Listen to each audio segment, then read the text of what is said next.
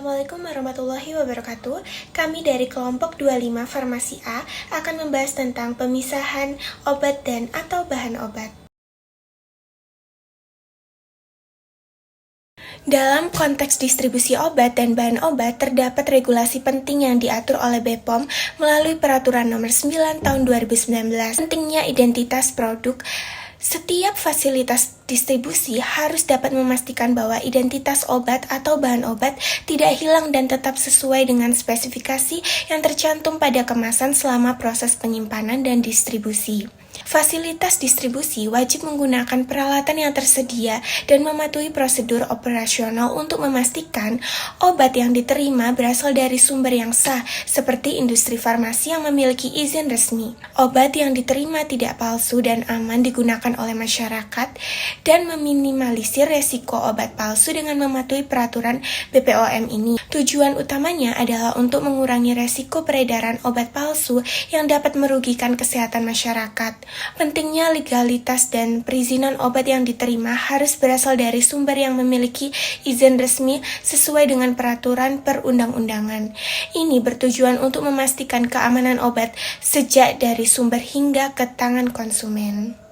Pemisahan obat dan atau bahan obat memiliki poin-poin penting. Yang pertama, jika diperlukan obat dan atau bahan obat yang mempunyai persyaratan khusus harus disimpan di tempat terpisah dengan label yang jelas. Dalam penyimpanan obat dan bahan obat, penting untuk memisahkan obat-obatan yang memiliki persyaratan khusus.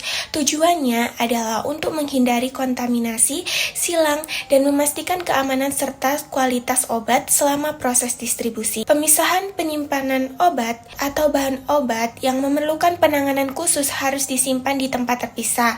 Pemisahan ini dilakukan untuk mencegah resiko kontaminasi yang dapat mempengaruhi stabilitas dan efektivitas obat. Tiap tempat penyimpanan harus diberi label yang jelas. Dengan adanya label yang jelas, petugas dapat dengan mudah mengenali obat yang disimpan dan mencegah kesalahan dalam pengambilan.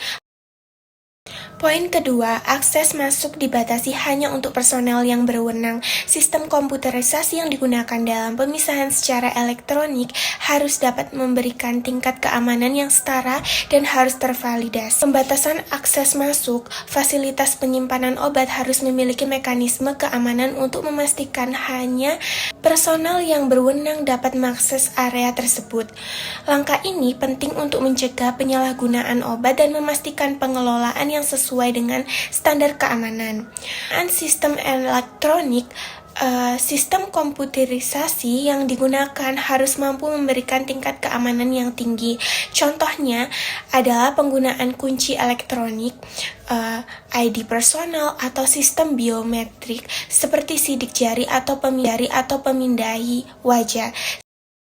Selanjutnya, poin penting yang ketiga untuk pemisahan obat dan atau bahan obat yaitu harus tersedia tempat khusus dengan label yang jelas, aman, dan terkunci untuk penyimpanan obat dan atau bahan obat yang ditolak kadaluarsa, penarikan kembali, produk kembalian, dan obat yang diduga palsu. Penyelenggaraan ini harus sesuai dengan ketentuan BPOM tahun 2019 sebagai bentuk tanggung jawab untuk melindungi masyarakat dari risiko penggunaan obat yang tidak layak.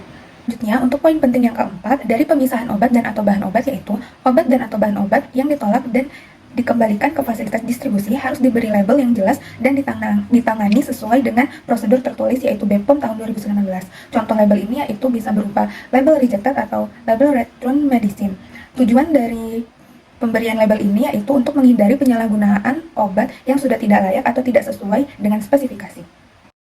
Selanjutnya, ada penjelasan mengenai pemisahan obat atau bahan obat dengan produk non-obat, yaitu berdasarkan pedoman CDOB, obat dan atau bahan obat harus disimpan secara terpisah dari produk selain obat dan atau bahan obat seperti kosmetik atau suplemen kesehatan. Terpisah dalam hal ini berupa pemisahan dan penandaan yang jelas, baik dalam satu ruangan atau area termasuk rak penyimpanan.